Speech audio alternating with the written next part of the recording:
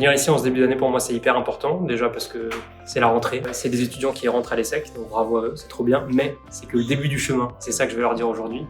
Moi, je suis sorti d'école de commerce il y a 16 ans maintenant, ça fait un bout de temps.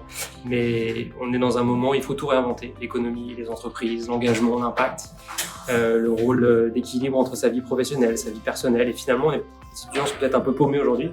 Et c'est normal, donc voilà, je vais essayer de donner un chemin d'inspiration, d'authenticité, de sincérité, d'essayer de leur donner moi ce qui a pu m'inspirer, me donner des clés pour la suite, et j'espère qu'ils sortiront de cette conférence en disant je vais me bouger le cul, et au moins je vais essayer de faire des choses bien et d'avancer, et surtout, c'est la question que je me poserai, de faire des choses dont ils seront fiers plus tard. Je me suis lancé il y a 15 ans dans la fabrication française un peu par hasard. En fait, je voulais raconter cette belle histoire des ateliers français, du savoir-faire, de la qualité, de cette industrie textile. Et c'est seulement en avançant que je me suis rendu compte à quel point elle était en souffrance. Elle a perdu 90% de ses emplois en 30 ans. C'est un vrai sujet de fond. Où est-ce qu'on fabrique nos vêtements? Pourquoi? Comment? On se rend compte qu'aujourd'hui, il n'y a plus que 3% de vêtements fabriqués en France. Aujourd'hui, on a les Chine, les Temu. Voilà, aujourd'hui, un vêtement, ça n'a plus de sens en fait. Où c'est fabriqué? Pourquoi? Comment?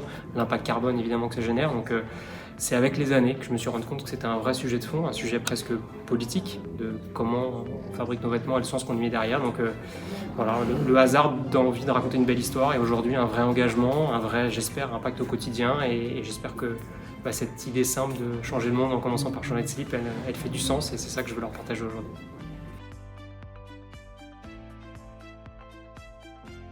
Les gens qui veulent se lancer, moi je leur donnerais le conseil de se lancer à fond. Quand on a une idée et que elle est tellement forte en vous, en fait, vous n'avez plus le choix et vous y allez. C'est pas fait pour tout le monde. Tout le monde n'est pas fait pour être entrepreneur, et c'est très ok. Il y a plein de parcours, plein de possibilités de carrière, et voilà, ici, ils sont au bon endroit. Mais je pense que le conseil que je leur donnerais, c'est de vraiment se poser les questions, d'essayer plein de choses le plus vite, le plus tôt possible.